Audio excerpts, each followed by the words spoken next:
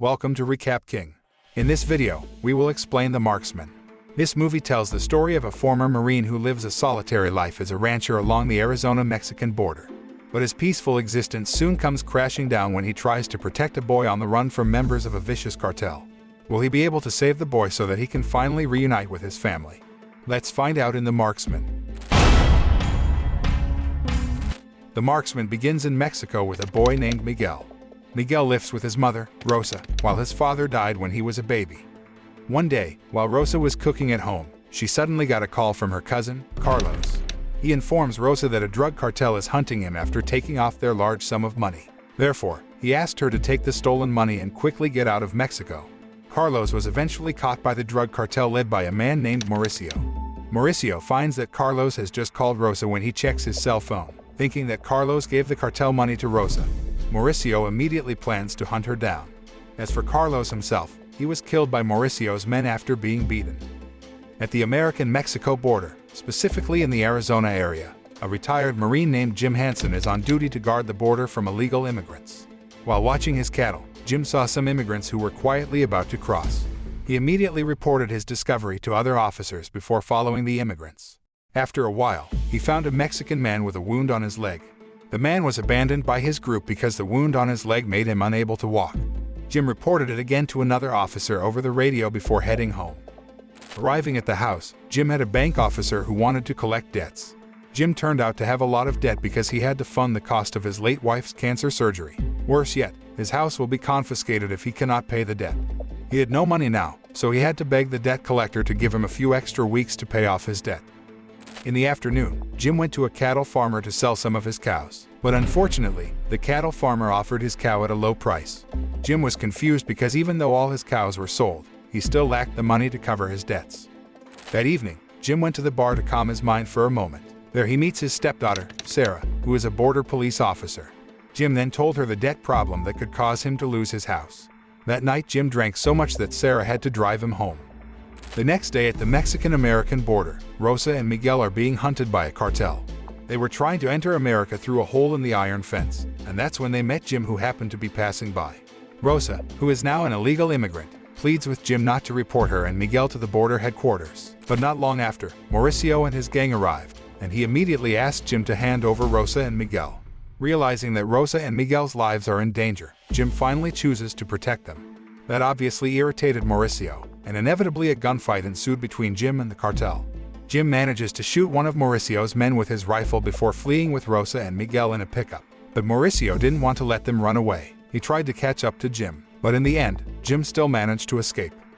After losing his quarry, Mauricio is even more furious when he learns that his brother, who Jim shot, has died. From here, Mauricio began to hold a grudge against Jim Hanson. On the other hand, Jim discovers that Rosa has been shot. The gunshot wound was serious enough to put her life in danger. As if realizing that her life was on the line, Rosa then gave Jim a bag and her family's address in Chicago, begging him to take Miguel to his grandmother. Having said it all, Rosa breathed her last. But that evening, when the medical and police officers arrived at the crime scene, Sarah told Jim that Miguel would be taken to the police station to be handed over to his family. The next day at the border office, Jim, accompanied by his dog, Jackson, saw a car belonging to a drug cartel in the parking lot, but he didn't seem too bothered by it. After that, Jim opened the bag Rosa gave him and found that it contained a large amount of money. Given that he was in debt, Jim immediately stepped on the gas to the bank to pay off all his debts. But when he saw Rosa's bloodstain on the bag, his sense of indifference began to crumble. He remembered that he was given the responsibility of looking after Miguel, and so, he turned back towards the border office. There, Jim finds that Miguel will be handed over to his family, who are waiting outside, but he soon knew that the family in question was Mauricio. So, when the office clerk was busy on the phone, Jim immediately went to Miguel and took him away secretly. Meanwhile, in the parking lot, Mauricio watches Jim leave with Miguel. He decided to enter American territory to kill them and get his money back. Moments later, Jim had returned home to retrieve some of his clothes and weapons. Then he went straight with Miguel to Chicago. At the same time, Mauricio and his group began to enter the American border.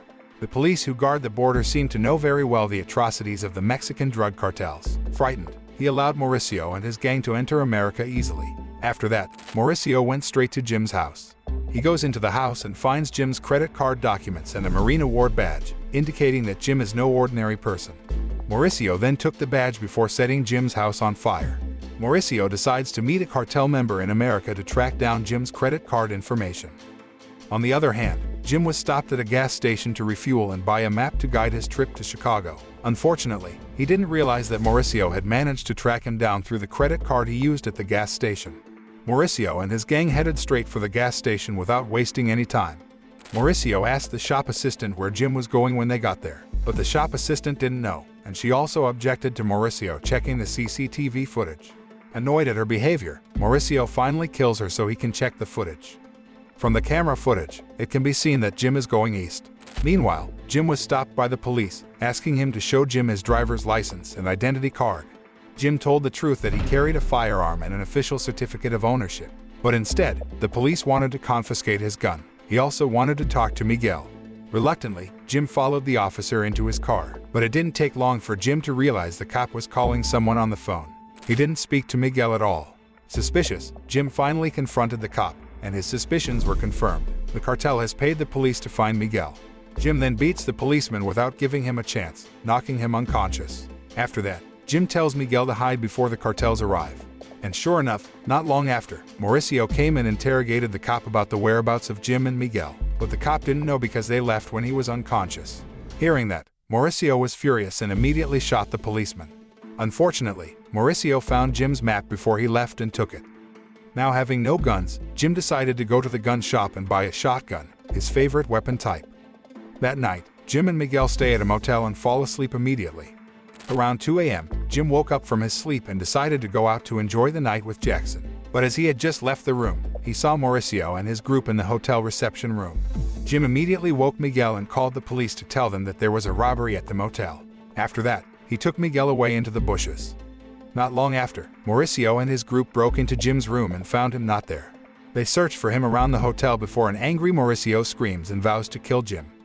After Mauricio leaves, Jim tells Miguel to get in the car while he returns to the hotel to look for Jackson. But the timing wasn't right because Jim found Jackson barking at Mauricio, and the dog was shot dead in front of Jim's eyes, making his heart shattered.